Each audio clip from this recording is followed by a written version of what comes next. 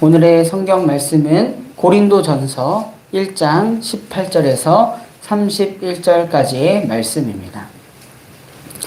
본문의 성경 말씀을 다 같이 교독하시고 마지막 절은 함께 읽도록 하겠습니다.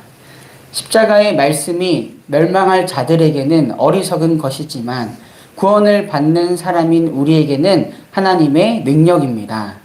성경에 기록하기를 내가 지혜로운 자들의 지혜를 멸하고 총명한 자들의 총명을 멸할 것이다 하였습니다. 현자가 어디에 있습니까? 학자가 어디에 있습니까? 이 세상의 변론가가 어디에 있습니까? 하나님께서는 이 세상의 지혜를 어리석게 하신 것이 아닙니까? 이 세상은 그 지혜로 하나님을 알지 못하였습니다.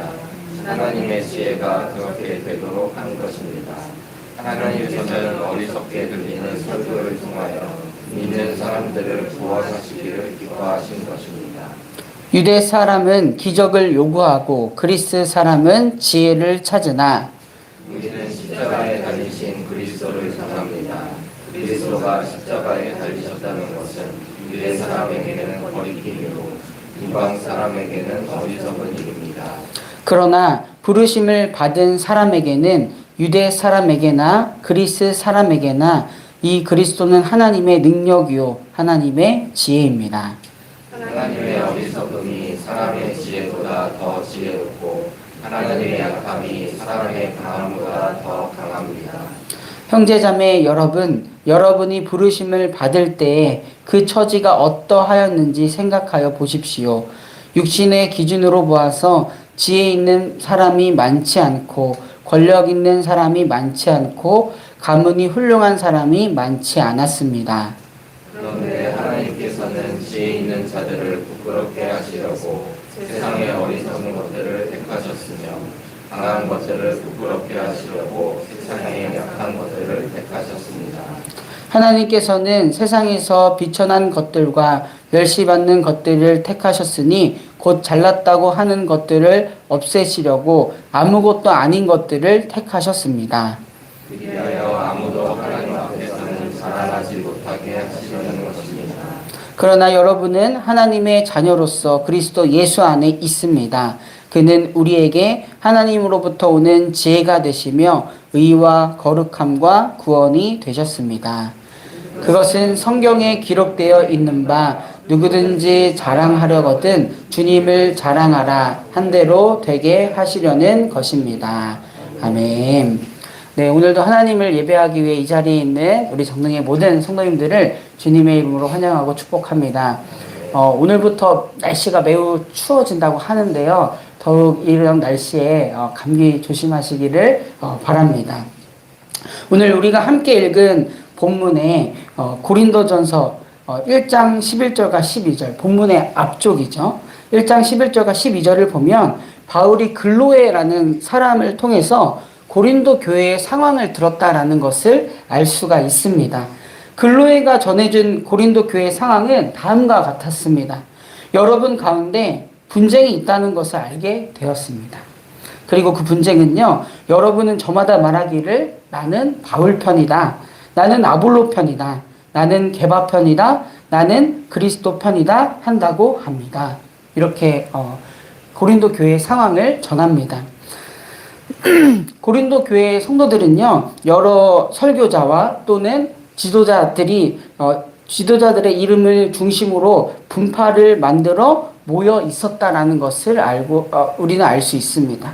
그리고 이 분파를 통해서 서로를 배척하는 문제가 교회에 생겼구나라는 것 또한 알 수가 있습니다.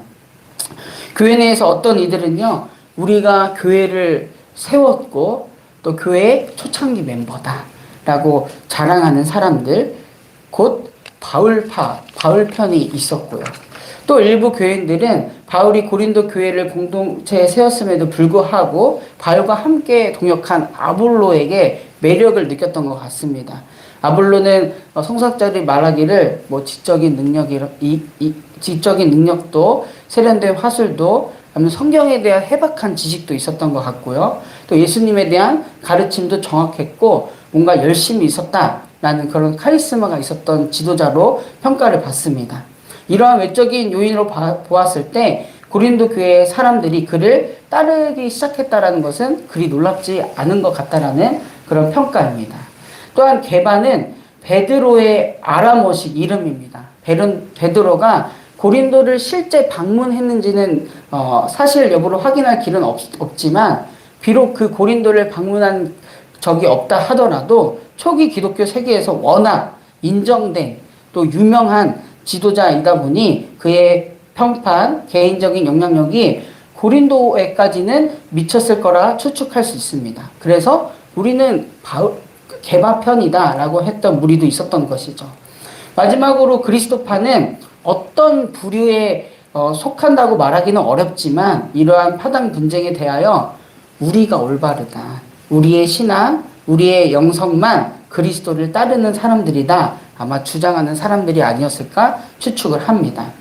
이렇게 네 부류의 그런 파당을 보니까요, 다음과 같은 특징을 읽어낼 수 있는데요. 예수님을 따르기보다는 사람을 따르는 무리였습니다. 바울, 아볼로, 또 게바인 베드로, 그리고 우리. 더 근본적으로 생각하자면 따르고자 했던 사람이 대표하는 무언가를 지지해서 따르는 사람들이었죠. 그리고 그들은 자신들이 믿고자 하는 바를 믿어서 이렇게 무리를 지었고 파당을 형성했던 것입니다. 즉 자신들이 믿고자 하는 것이 곧 그들의 자랑거리였던 사람들이었죠. 그리고 그것을 자신의 지지대로 삼았던 사람들이었습니다. 바울 편은 우리는 초창기 멤버다라는 것을 가장 크게 중심에 가져 있었고요. 아볼로파는 우리는 지적이고 세련되었다. 그리고 게바파는 유명한 베드로 이름값 그 명성을 중요시하였습니다.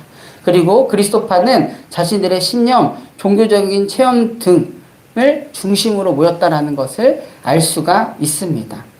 이러한 교회 안에 무리의 자랑들을 보면서 글로바는 걱정이 되어서 바울에게 편지를 했던 것이죠. 이러한 교회 안의 자랑거리를 보며 오늘 우리에게도 한번 질문을 던져보았으면 좋겠습니다. 과연 그리스도를 믿는 우리의 자랑거리는 무엇인가 말이죠. 고린도 교회의 각 파벌의 자랑거리는 오늘날 교회의 자랑거리와 분명 다를까라는 생각을 하게 됩니다. 오늘 우리 교회 안에서도요, 가진 것이 얼마다 하며 자신이 가진 경제력을 또한 나의 직급이나 위치를 말하면서 어깨가 올라가는 모습 등의 그런 지위를 또한 어디서 공부하고 어떤 학위를 받았다는 등의 배움과 지식을 심지어는 교회를 다닌 횟수를 자랑하는 경우도 보게 됩니다. 그리고 그러한 자랑거리는 안타깝게도 다른 이들과 경계를 만들고 무리를 만드는 일이 생겨버립니다. 이러한 일은 오늘 본문을 통해서도 알 수 있지만 신앙 공동체 안에서는 무엇보다 경계해야 할 부분입니다. 그리고 바울은 오늘 본문을 통해서 이러한 일이 그 어떤 것보다 어리석은 일이다라는 것을 말해주고 있죠. 예수님이 활동했을 당시 많은 유대인들이요, 그토록 기다리던 메시아란 정말 표적과 기적을 행하면서 그들이 원했던 정치적, 사회적 그런 억압의 구조를 뒤집을 만한 변화를 일으키실 그런 분이라고 기대를 했습니다. 그렇기 때문에 예수 그리스도의 모습은요, 그들에게 충족되지 않았습니다. 오히려 그의 모습이 어리석다라고 판단되었죠. 예수님은 다윗 왕조를 당시 유대인들의 기대처럼 회복하지 않으셨습니다. 게다가 예수님은 범죄자로 처형되셨는데 어떻게 저런 범죄자가 구원자가 될 수 있나? 당연히 유대인들은 이렇게 생각을 하였습니다. 또 본문에서 말하는 그리스인, 헬라인들도 이 복음이 어리석다라고 여겼습니다. 이들은 육체의 부활을 믿지 않았고요. 예수님에게서 이방신들의 그런 강력한 특성을 보지 못하였기 때문에 더욱이 십자가에 달려 죽었기 때문에 사형틀인 십자가에 달려 죽었기 때문에 그들은 그런 예수님의 삶이 어리석다라고 생각을 하였습니다. 그 예수의 죽음은 승리가 아니라 패배였다라고 생각을 했던 것이죠. 예수 그리스도의 복음은 지금도 많은 사람들에게는요, 어리석어 보입니다. 우리 사회는 여전히 힘과 또한 영향력, 부를 숭배합니다. 예수님은 비천하고 또 가난한 종으로 이 땅에 오셨고 지혜롭거나 또한 힘과 영향력이 있거나 선행을 통해서 구원을 이루려는 자들이 아니라 겸손하게 믿음으로 자신에게 찾아오는 자들을 통해서 하나님 나라를 인도하신 분이셨습니다. 그리스도가 죄를 위해 죽었다는 메시지는 이를 믿지 않는 자들에게는 정말 어리석게 들립니다. 죽음은 그 길의 끝, 궁극적으로는 연약함을 뜻해 보입니다. 하지만 예수님은 우리가 알다시피 죽음에 머물지 않으신 분이십니다. 그분의 부활은 죽음까지도 이기는 그 능력을 보이셨습니다. 예수님을 구원자와 주님으로 믿으면 그분은 우리를 영원한 죽음에서 구원하시고 또 영생을 허락해 주시는 분이십니다. 이런 복음의 내용은 너무나도 단순해서 많은 사람이 받아들이려고 하지 않습니다. 그들은 영생을 얻으려고 다른 길을 찾지만 모든 시도는 헛되다고 또 오늘 바울은 이야기하고 있죠.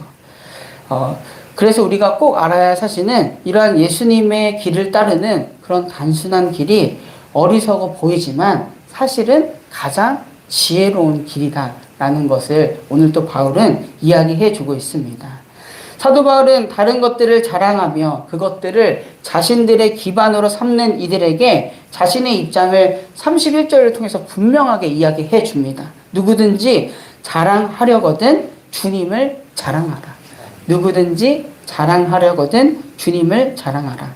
사도 바울의 말처럼 주님을 진정으로 자랑하는 그리스도인이 과연 몇이나 될까? 그런 생각을 해봅니다.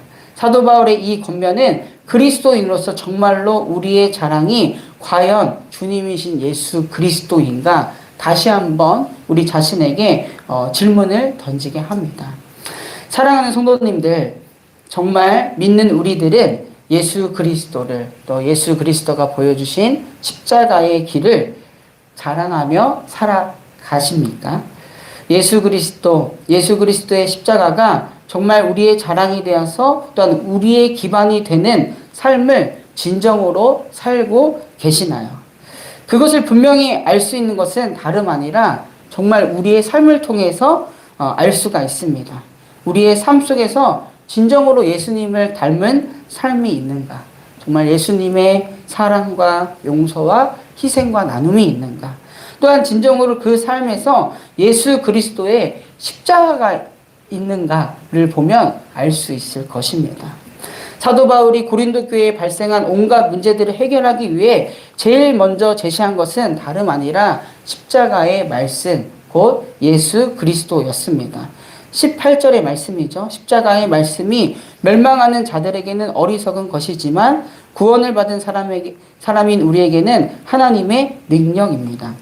믿는 우리에게 온갖 문제가 발생한다면 다시금 회복되어야 할 것은 바로 십자가의 말씀, 십자가의 길이다라는 것을 바울은 이야기해 주고 있습니다.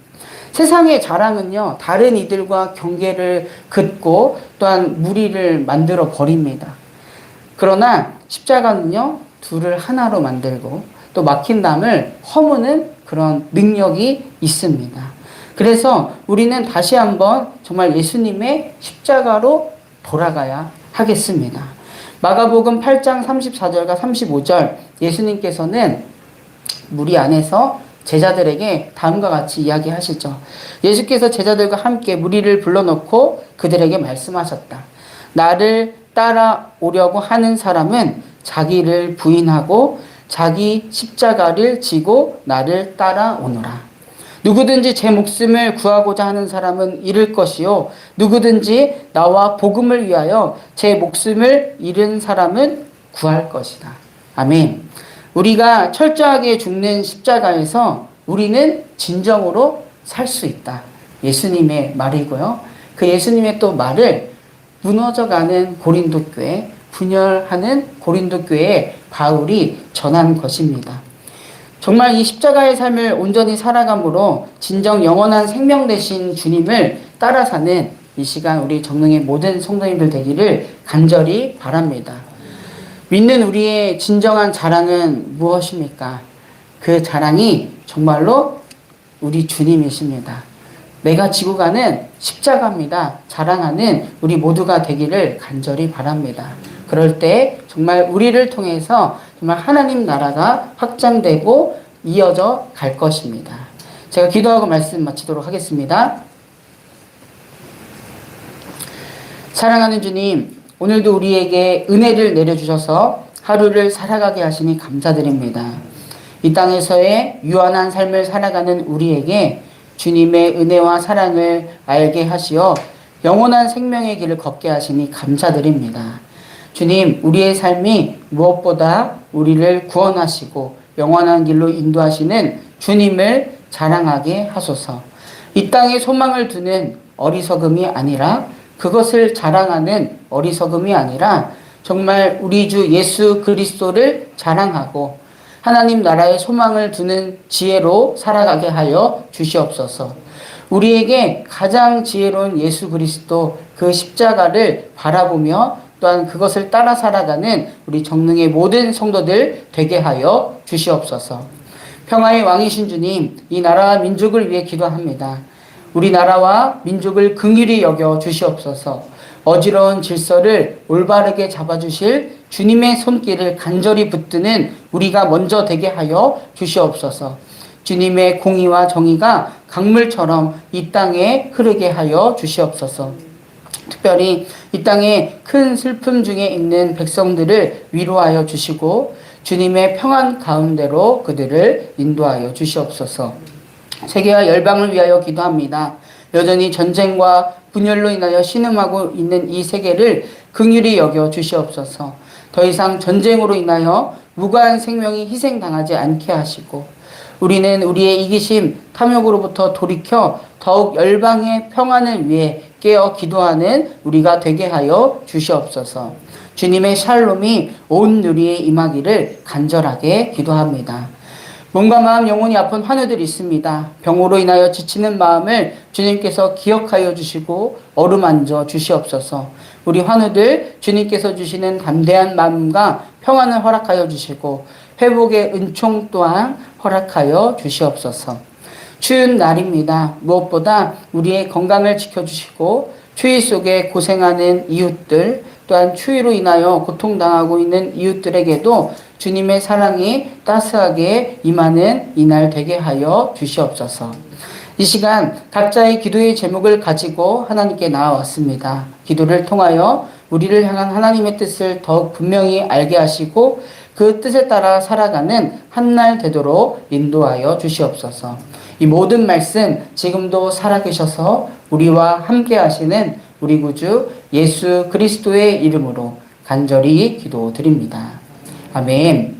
하늘에 계신 우리 아버지여, 이름이 거룩히 여김을 받으시오며 나라가 임하시오며 뜻이 하늘에서 이루어진 것 같이 땅에서도 이루어지이다. 오늘 우리에게 일용할 양식을 주시옵고 우리가 우리에게 죄 지은 자를 사하여 준 것 같이 우리 죄를 사하여 주시옵고 우리를 시험에 들게 하지 마시옵고 다만 악에서 구하시옵소서. 나라와 권세와 영광이 아버지께 영원히 있사옵나이다. 아멘.